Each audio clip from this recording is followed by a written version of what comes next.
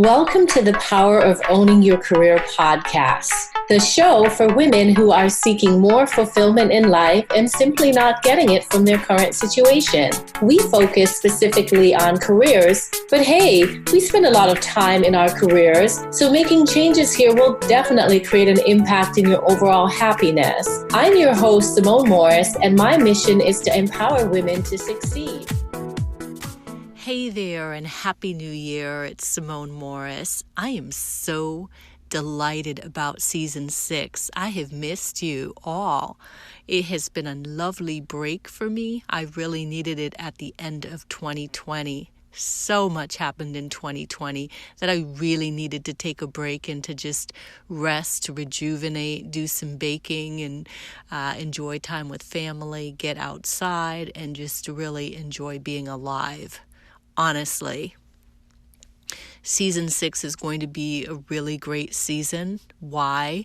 Because the guests that are coming on the show just are so enlightening and so transparent with their journeys. I know that you are going to learn a lot, and it will help you to stay focused and be in the driver's seat for your careers. That is my mission, and that is what I'm here to support you, because I know it's not easy to move from the passenger seat to the driver's seat. I meet many people in my travels, even virtual travel, and I get feedback just on the career journey. I get it with my coaching clients, them telling me about navigating the workplace and really finding their voice, standing in their truth, and moving to the driver's seat. And I always say to them, that's what I'm here for. I'm here to help you get into the driver's seat. And so, podcast listeners, wherever you are in the world, I'm here to help you get in the driver's seat and to inspire you to stay focused and take the reins back. If you've given the reins up, take them back. I think you'll be delighted by episode 1, where you hear from Charanya Kannan, who talks about how easy it was for her to be somewhat subservient. Those are her words, not mine, and you'll see what I'm talking about when you get into the episode. But it really is a good episode to kick off Season 6. I hope you enjoy it. I hope you take lots of notes, and I hope you connect with me, not only at connectwithsimone.com, but also over on Instagram and on LinkedIn. That's where the after show conversation is happening, is slated to happen. And so I really want you this season to really communicate with me a bit more on the podcast, letting me know what you want to hear more of, and perhaps what you want to hear less of. Whatever it is, I'm open to hearing your thoughts and comments. And of course, I'd be delighted if you would leave a review of the podcast on wherever you listen to the podcast. I'd be delighted if you would share that information. I'm glad to be back. I will be with you for the next 17 or 18 weeks for Season 6 on a weekly basis. New episodes drop on Sundays, so be sure to look out for a new episode every Sunday. And again, we're in Season 6. We're going to be rocking it, and let's get right over to the first episode of Season 6. Have a good week, everybody. Welcome to Season 6 of the Power of Owning Your Career podcast. I am so excited to introduce our next guest, who is Charanya Kannan. I believe I said that right. Charanya, welcome to the podcast. Thanks, Simone. Yes, you got that right, and you're one of the very few who got that right. Oh, awesome. So we met last year during a conference. We were both on a leadership panel discussion together, and I thought, I'm really impressed by your answers and how you showed up in the presentation. So I thought it would be great to get you over to the podcast to share your career story. So give our listeners a little blurb or a little insight on how you made your way to the driver's seat in your career. I work in Silicon Valley right now. I work for a FinTech company. I'm the global lead for consumer insights. I've been doing this for about 2 years right now. Before that, I've had a pretty long career straddling different things. I started out with engineering, and then I moved into a marketing, where I worked for the leadership program of the Tata Group in India. The Tata Group is like a large conglomerate that owns like Jaguar Land Rover, among a few other interesting international brands. And so the Tata Group owned a trucking company in South Korea. So I was with them for 3 years, as in a leadership capacity, their strategy team. I was the youngest woman and the only woman to hold a leadership role. And obviously, that resulted in me getting into Harvard Business School. That's how I moved to the West. And after Harvard, I did strategy consulting for a few years. And then I ended up at Silicon Valley, because it feels like this is the place to be in this century. So that's a bit about the stuff that I've done. So I've worked across, multiple geographies, multiple organizations. So, Indian companies, Korean companies, East Coast and West Coast, and East Coast and West Coast are like two different countries at some in some sense. So I've worked across different geographies. I've worked across different industries. Automotive, which tends to be a little more, strung up in processes, and it's an older industry. It's a traditional industry versus tech right now. FinTech, it's like fast moving. It's quick. It has a lot of digital natives. It adapts very quickly. So I've seen, I can say I've seen quite the spectrum of like industries, of geographies, and all of these. So to me, when I started out, given the cultural context of where I started out, I was always a feminist, but I'm sort of, increasingly appreciating or expanding the boundaries even more as I moved to the West. So in the East, I was a feminist for the context there, but I wasn't doing as much as what I was doing here. So over there, the culture demands that we respect people who are older than us, and we respect their decisions. And respect manifests itself in a very different way than in the US. And so when I was working for these companies in India and Korea, I would be hesitant to ask my manager for things, because you don't want to come across as this aggressive person, particularly because there were too few women in the industries that I was working over there. So you don't want to come across as, you want to be this good girl. You don't want to be this person who shakes up things and who asks for things and who's perceived as like greedy or dominant or ambitious. And so because of that, I would always rely on my manager and my managers to give me what they thought that I deserved. I never thought it is possible for me to calibrate my performance. In fact, in one of my very first jobs, I had the opportunity of picking between 4 to 5 different roles. It was a leadership rotational program, and the head of HR and I were having a discussion on what my interests are and what I want to pick. And I frankly couldn't choose between 3 roles. And at the end of the 20-minute conversation, I told the head of HR, I said, you know what's best for me. You've seen and you've grown many people, and so you pick the right role for me, because I trust you entirely. And I got to stop you there, because the story is getting really, really good. And I can relate to having had other people make decisions for me. I just did an interview with someone else who was talking about, other people making decisions. So trusting HR, I have done it myself, to not know, right? And so, wow, I just want to pause it, because I know that there are listeners who are able to resonate with what you just said, Charanya, about trusting HR. And I'm not saying not to trust HR. That's not what I'm saying, but trusting others, your hiring manager, line manager, whatever it is, to make the career decision for you. All right, continue the story. I realized a couple of months later that was, I shouldn't have said that. The realization came pretty quickly, because the head of HR wasn't like, their key focus wasn't, working towards my best interest. Their key focus was managing the cohort of 20 people in leadership roles, trying to place us all in the 20 different roles that were available.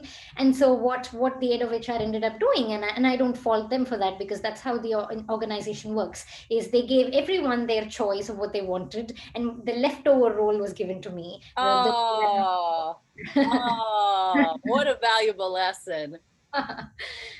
So that taught me a really critical lesson. But then, as life happens, sometimes you learn these things, but you fail to apply these lessons in different contexts. When the context becomes different, you don't understand or appreciate the situation. So, obviously, in other contexts where I had to choose things, I would never let anyone choose anything for me. But that still didn't make me get onto the driver's seat. When I was working in South Korea, I would never ask for things. I would never ask for projects. So I would always say, you know what is best for me. You place me, like, should I be focusing on South Africa or Thailand? I don't know. You're my boss. You know best. Like, you have the better perspective. So you make a call, and I'm ready, and I'm willing to do whatever you want me to do, wherever you want me to do. I'm Wherever going you to want me to be. interrupt again and ask you a question, Charanya. Is that a cultural thing? I deal in diversity and inclusion, so my mind is wondering about cultures and about the Indian culture. Is that something, where does that come from, where you feel that you've got to ask for permission to experience your brilliance, like have someone else direct your course? Does that have anything to do with your cultural upbringing?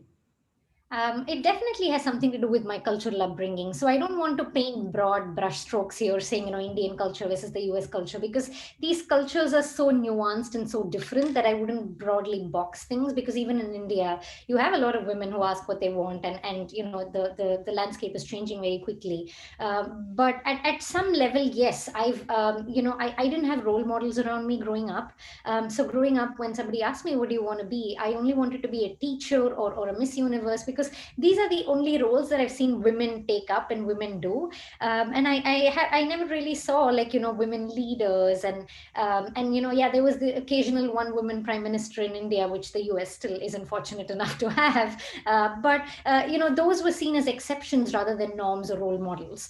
And so then I guess the absence of role models is where the permission seeking behavior came in, because all the women around me were generally asking permission for different things.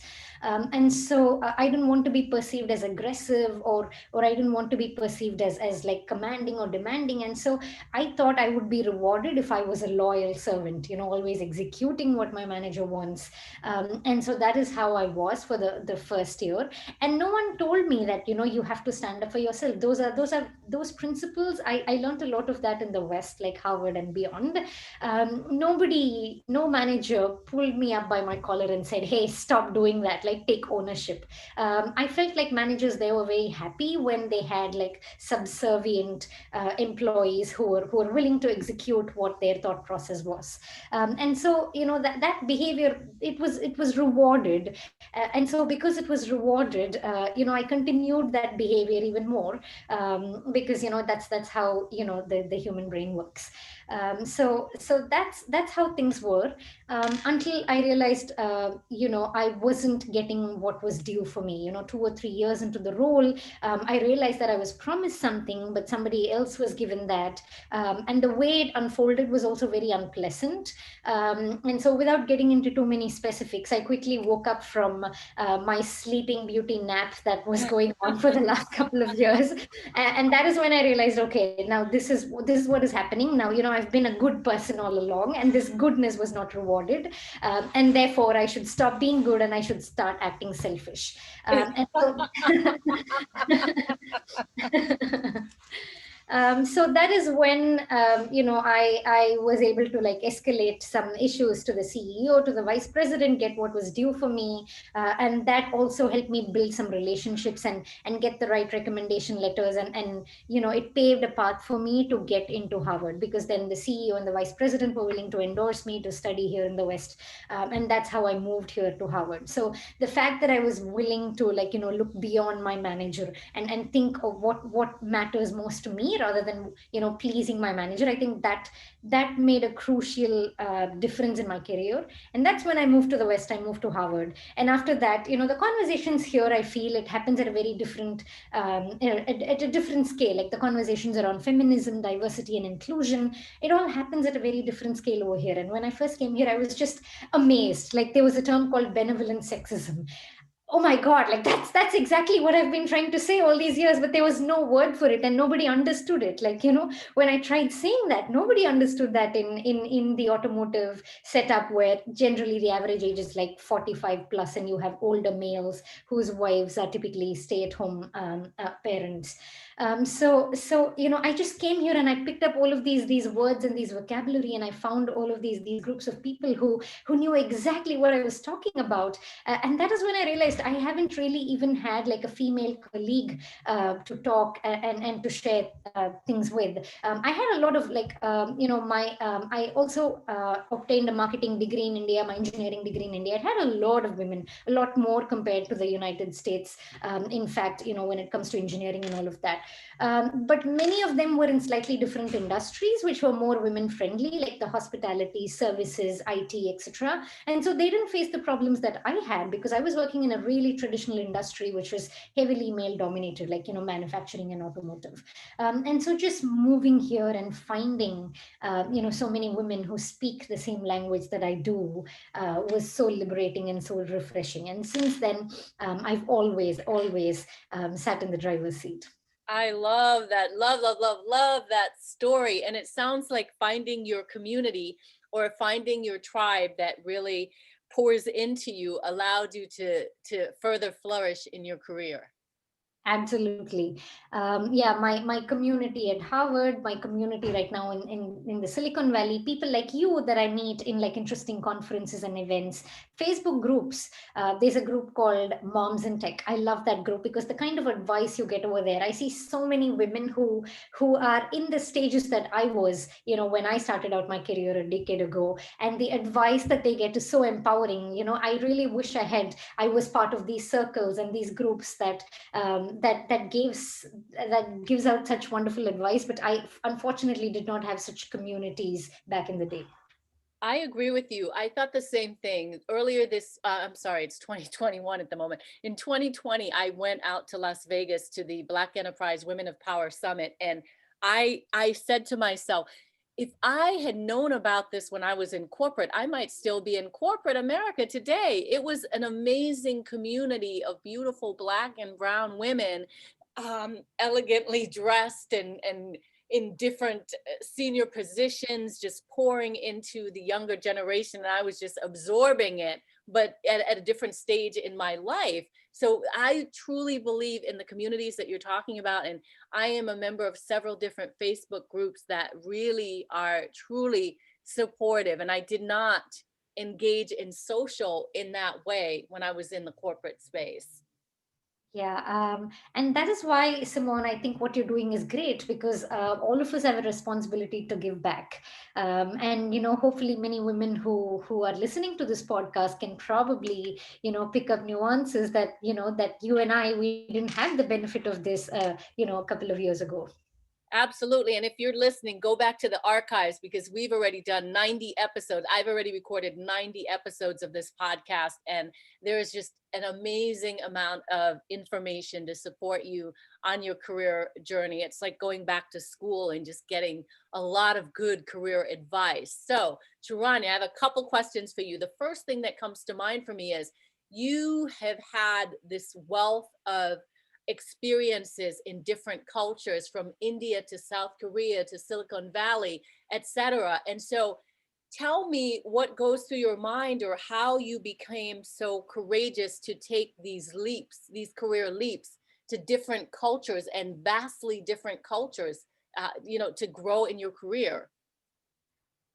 So I think partly, they have this phrase which says ignorance is bliss.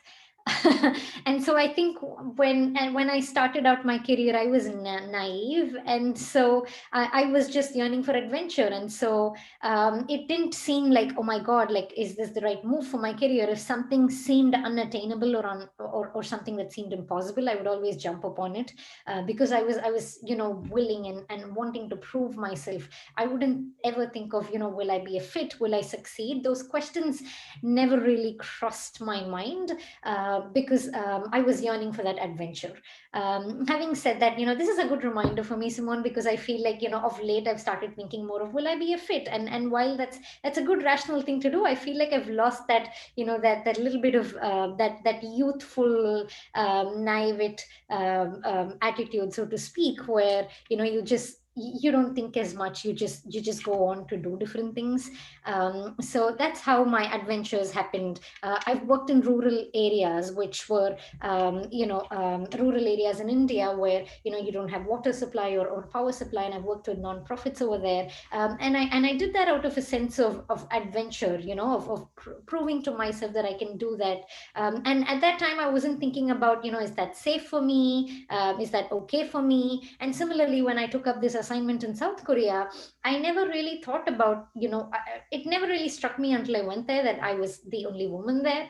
But it never really struck me, we're in a different geography, like how do I manage, and all of that. All of that came much later, when you're sort of like thrown into the pool, and you just learned, there's no time to be afraid. You just jump, and then you have to survive.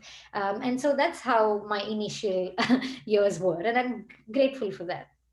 Awesome, awesome. So, having had these different experiences, what is your formula for owning your career?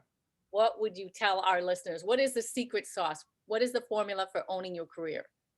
The secret sauce is honestly just a switch in my mind, which makes me think like, what would a white male do? Oh, Right. So, I may title your episode that.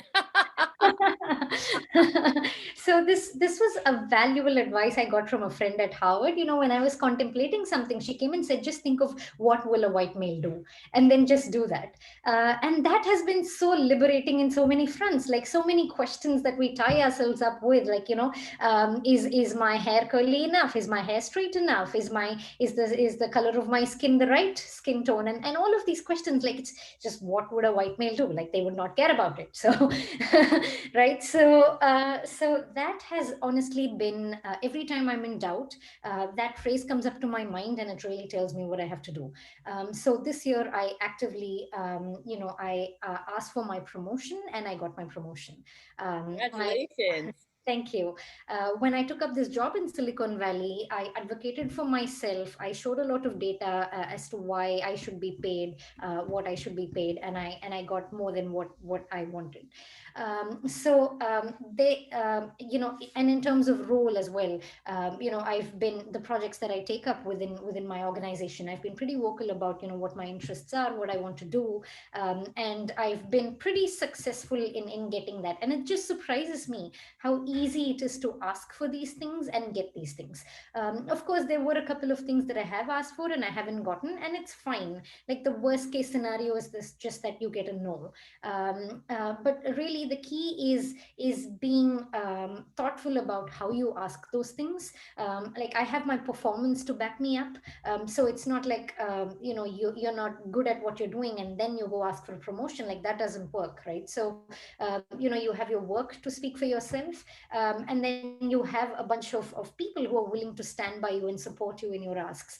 So building that network and building that community of people who are willing to stand for the work that you do, has been pretty that has been pretty helpful as well. And then being respectful about your asks and wants, and aligning that with what the leadership needs, has also been an incredibly powerful way of navigating your own course in the organization.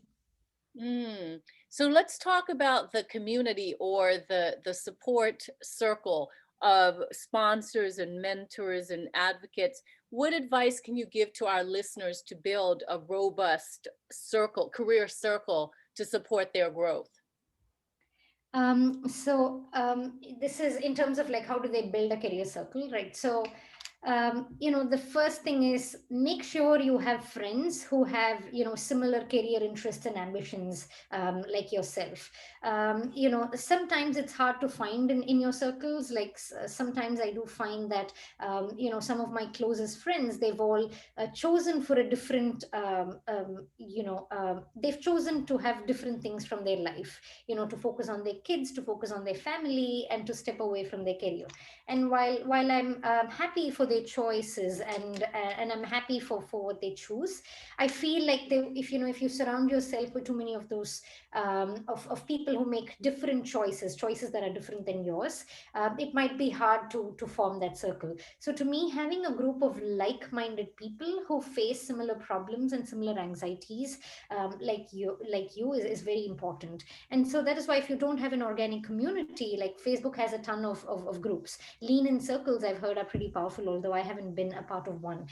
At Harvard, we have something called Harvard Circles, which is we're a group of 5 6 women who meet once every month, and we discuss our challenges and difficulties at career, family, and all of that, and we give each other advice and support. So just being a part of these networks, and actively maintaining these networks, like actively turning up and showing up to those meetings, is like a really important way by which you can build these connections. The second one is just there are many podcasts and blogs and stuff out there. So reaching out to those people, and building your connections that way could be very powerful. The third thing is building influence within your organization. So being able to assist people in your organization when they need help, or being able to sometimes people don't vocalize what they need. So having that emotional quotient to understand what people around you really need and how you can support them with that, really helps in building that relationship, and I feel it gets reciprocated as well. And so that's how I've built my network and influence within my organization. Wonderful. It sounds like your Harvard experience or connection or network has really supported you. It sort of seems game changing. And so I wonder, to those people who do not have Harvard but have a college or some sort of education behind them, how to tap into that network. I know personally I have not fully tapped into, I went to UConn and Quinnipiac, and I've not tapped in as much as I could. So talk to us about, you just mentioned like showing up and attending, but give us a little bit more context for how to successfully cultivate that collegial network. Yeah, so at the risk of sounding a little uppity, it's not like it comes naturally to people from Harvard as well. So in at Harvard, we were actually taught the importance of networking. We were taught the importance of staying together. So it wasn't assumed that people have that skill and they're born with that skill set. So we had courses and classes and discussions where we were taught how to network. And so I think that is valuable. And the second thing is things like Harvard Circles is something that Harvard actively promotes and sustains. And so despite that, we do find, attendance tapers off. In the beginning of the year, we have lots of people who claim they're interested, and then the pressures of life happens. They just drop out of these networks. So, while this is something that, even for an organization, even for people who come to Harvard, who are generally very driven and all of that, it hasn't been easy. It requires a lot of like attention, constant focus, and it requires like a step-by-step learning. So that has to, if those networks do not organically exist in colleges, this would be a plea from my end for college managements and administration to try and set up those networks actively. The second thing is alumni, powerful alumni like people like you can actively take up the cause of championing these networks. And while that's definitely never easy, but just forming things like a group me group or a WhatsApp group or a Facebook group, where people, even if they occasionally say hi and they know what everyone else is up to, I guess that could be a very good way to. And the third thing is, like, my reliance on Harvard network is actually very minimal, because the class is very diverse. People do a lot of different things. To me, I rely more on for example, none of my, except for like 3 or 4 of us, I don't think many of my female classmates have children yet, whereas I'm a mom.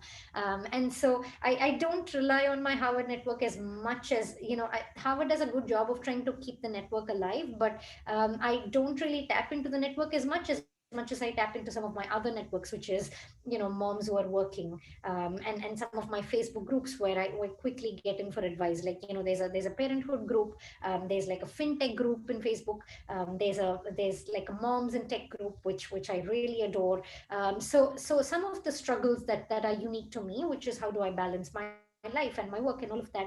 There are so many women who are in the same boat that I am, and some of these groups, I would say, if my networking, if I would say, if that's like 100%, I would literally say my college networks are less than 20-30%. Another 70% is these strangers that I meet on the internet, people like you, that they have been pretty supportive in like different aspects of my journey.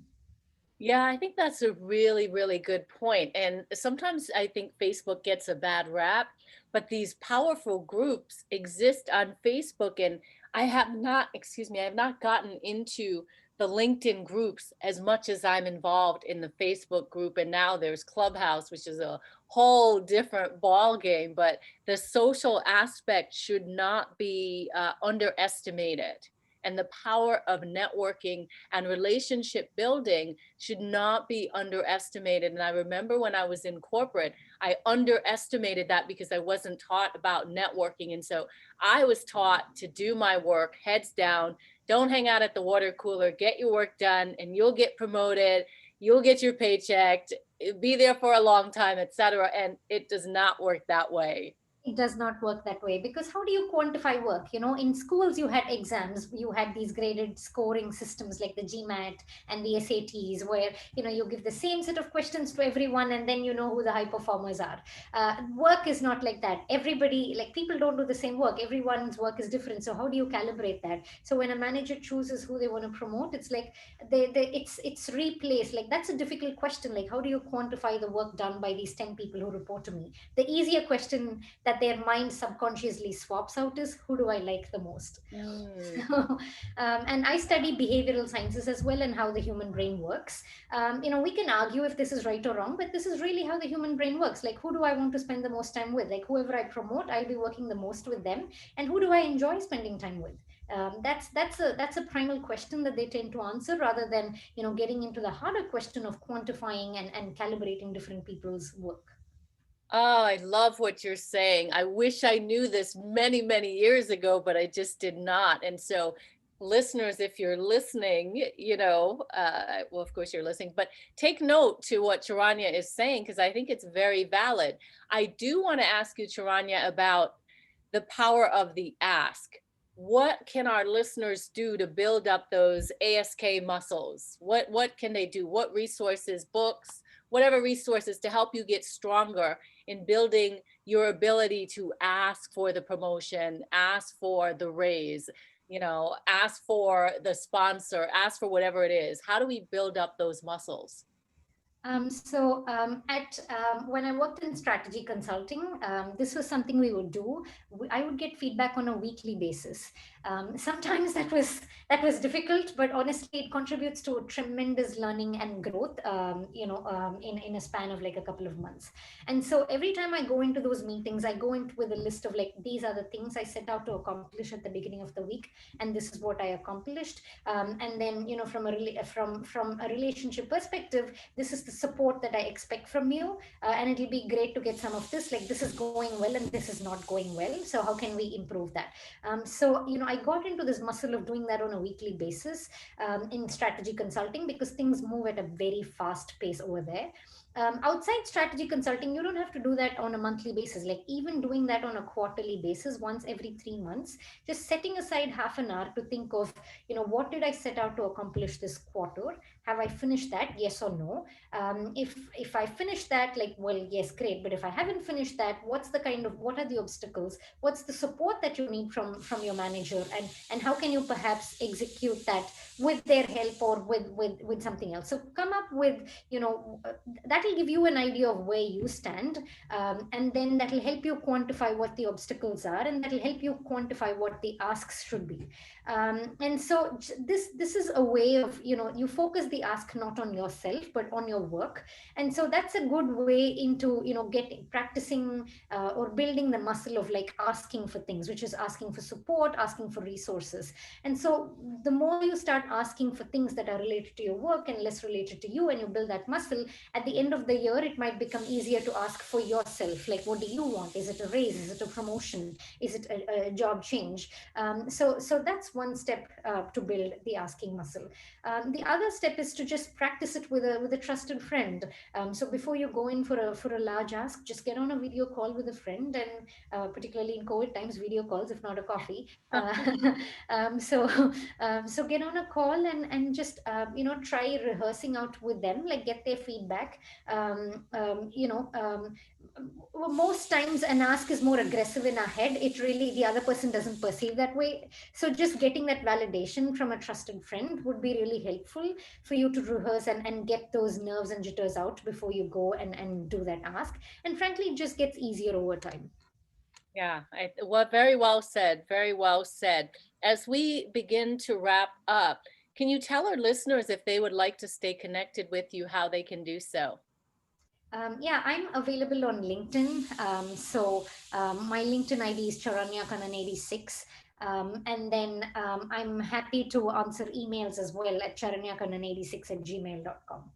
Wonderful, wonderful. Charanya, this has been amazing. I have so many other questions I can ask, but I do want to be respectful of your time and our listeners' time. So thank you so much for being a guest on the Power of Owning Your Career podcast. Thanks, Simone. This was great for me because I haven't while I'm doing these things, it was interesting for me to get on a 30-minute session with you to actually talk through my journey, because I haven't thought about it in with this lens. So this was really interesting for me. Wonderful. Well, it is an exciting journey, and pat yourself on the back. What an amazing story and so many good things that you've done. Thanks, Simone. This is a great session, and I look forward to listening to more of your podcasts. We're at 90, and hopefully you get to 9,000 soon. Yes. And so I'll have to have you come back when it's 100 or something to celebrate. Absolutely. Happy to come back. Thank you. Thank you for listening to the Power of Owning Your Career podcast. It is my hope that you enjoyed today's episode. You can check out the show notes for this episode on the SimoneMorrisEnterprises.org website by clicking the podcast menu. Be sure to subscribe on iTunes and tell a friend or two about it.